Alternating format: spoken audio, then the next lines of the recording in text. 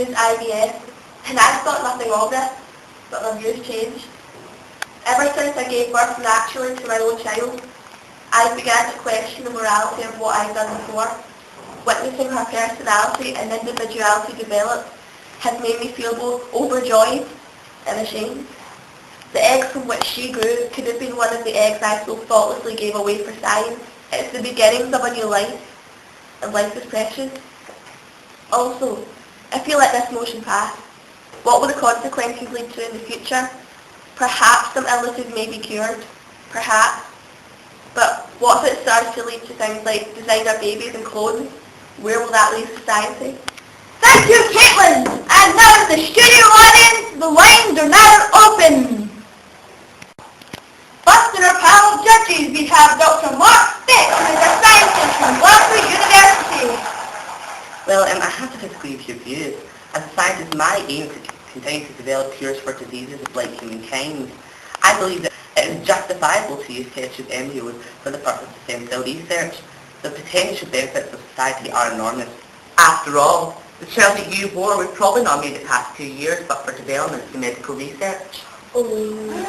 At least she would have had a life, however short.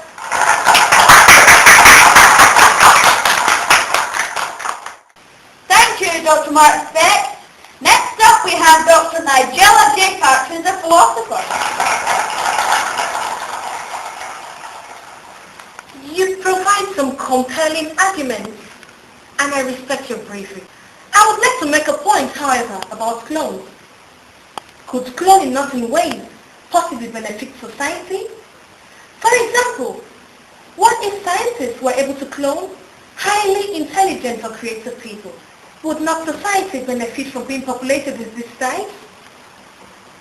Thank you, Dr. And another thing I would like to say, I am not convinced that a test tube embryo could, strictly speaking, be classed as a person. Thank you, Dr. Nigella Descartes. And finally on our panel of judges, we have Father Raj Costello, who is a religious leader.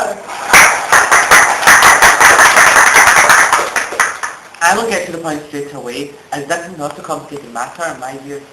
Life is sacred. The cluster of cells which Dr. Speck referred to included. And scientists who have the power and the knowledge to be God do not mean they have the right to do so. Sorry, Father, we're running out of time. And I would define God in many ways, and not just as a religious concept. Even those who call themselves humanists, at the core of their beliefs, have an unarguable respect and value for human life. Therefore, I am against this motion. Thank you. And now, our studio audience, the lines are now closed. The votes have been counted, and I can now reveal that Caitlin Van Gogh